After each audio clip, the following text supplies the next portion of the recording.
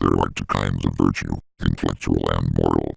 We learn intellectual virtues by instruction, and we learn moral virtues by habit and constant practice. We are all born with the potential to be morally virtuous, but it is only by behaving the right way that we train ourselves to be virtuous. As a musician learns to play an instrument, we learn virtue by practicing, not by thinking about it. Because practical circumstances vary a great deal, there are no absolute rules of conduct to follow.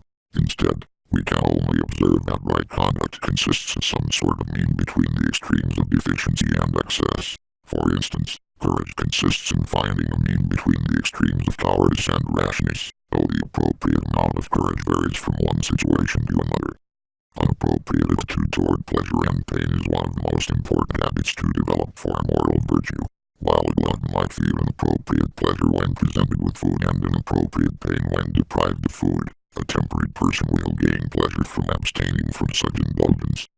Aristotle proposes 3 criteria to distinguish virtuous people from people who behave in the right way by accident. First, virtuous people know they are behaving in the right way. Second, they choose to behave in the right way for the sake of being virtuous. And third, their behavior manifests itself as part of a fixed, virtuous disposition. Virtue is a disposition, not a feeling or a faculty. Feelings are not the subject of praise or blame, as virtues and vices are, and while feelings move us to act in a certain way, virtues dispose us to act in a certain way. Our faculties determine our capacity for feelings, and virtue is no more a capacity for feeling than it is a feeling itself. Rather, it is a disposition to behave in the right way.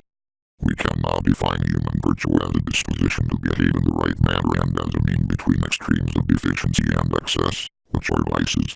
Of course, with some actions, such as murder or adultery, there is no virtuous mean, since these actions are always wrong. Aristotle lists some of the principal virtues along with their corresponding vices of excess and deficiency in a table of virtues and vices. Some extremes seem closer to the mean than others. For instance, rashness seems closer to courage than to cowardice. This is partly because courage is more like rashness than cowardice, and partly because most of us are more inclined to be cowardly than rash, so we are more aware of being deficient in courage. Aristotle suggests 3 practical rules of conduct. First, avoid the extreme that is farther from the mean. Second, notice what errors we are particularly susceptible to and avoid them diligently. And third, be wary of pleasure, as it often impedes our judgment. Virtue is the most common translation of the Greek word arete, though it is occasionally translated as excellence. Virtue is usually an adequate translation in the ethics because it deals specifically with human excellence, but arete could be used to describe any kind of excellence, such as the sharpness of a knife or the fitness of an athlete. Just as a knife's excellence rests in its sharpness, a person's excellence rests in living according to the various moral and intellectual virtues. Aristotle describes virtue as a disposition, distinguishing it not only from feelings and faculties, but also, less explicitly, from activities. Aristotle calls happiness an activity, or energia, in Book I, meaning that happiness is not an emotional state but a way of life. Happiness is exhibited not in how we are but in how we act. Virtue, by contrast, is a disposition, or hexis, meaning that it is a state of being and not an activity. More precisely, virtue is the disposition to act in such a way as to lead a happy life.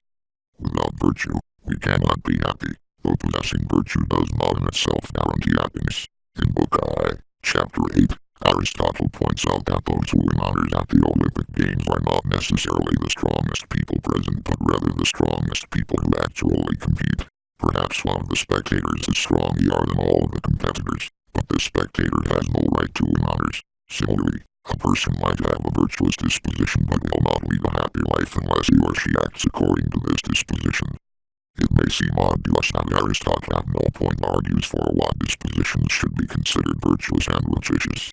The need for justification seems even more pressing in the modern world, where our views on virtue and vice may not entirely agree with Aristotle's. However, it is not Aristotle's intention to convince us of what is virtuous, and he differs from most modern moral philosophers in placing very little emphasis on rational argument and moral development. Instead, as he argued at the beginning of Book II, learning virtue is a matter of habit and proper training. We do not become courageous by learning why courage is preferable to cowardice or rashness, but rather by being trained to be courageous. Only when we have learned to be instinctively courageous can we rightly arrive at any reasoned approval of courage. Recalling that a rate may refer to any form of excellence, we might draw an analogy between learning courage and learning rock climbing. We learn to become good rock climbers through constant practice, not through reasoned arguments, and only when we have become good rock climbers and appreciate firsthand the joys of rock climbing can we properly understand why rock climbing is a worthwhile activity. Aristotle's conception of virtue as something learned through habit rather than through reasoning makes a great deal of practical sense. We can generally trace unpleasantness to the circumstances in which a person grew up, and it is difficult to make an unpleasant person pleasant simply by providing reasons for behaving more pleasantly. The virtues Aristotle lists, then, reflect the commonly held values of a properly raised, aristocratic Athenian. If we disagree with Aristotle's choices of virtues, we are unlikely to find a compelling argument in his work to change our mind. By Aristotle's own admission, reasoning is unlikely to teach us to appreciate virtue if we have not been raised with the right habits. One of the most celebrated and discussed aspects of Aristotle's ethics is his doctrine of the mean, which holds that every virtue is a mean between the vicious extremes of excess and deficiency. This is not a strict rule. As Aristotle himself points out, there is no precise formula by which we can determine exactly where this mean lies, largely because the mean will vary for different people. That there should be no fixed rule to determine where the mean lies is a direct consequence of his doctrine that virtue is something learned through habit, not through reason. If we could reason our way into virtue, we might be able to set out precise rules for how to behave in different situations, according to Aristotle's view. However, a virtuous person is naturally inclined to choose the correct behavior in any situation without appealing to rules or maxims. In Book I, Chapter 3, and Book II, Chapter 2, Aristotle warns us that our inquiry is at best an imprecise one. Bearing in mind that virtue for Aristotle is a set of innate dispositions, not a reasoned set of rules, we can understand these warnings to be more than simple edges. Aristotle is not avoiding precision but saying that precision is impossible because there are no fixed rules of conduct that we can follow with confidence.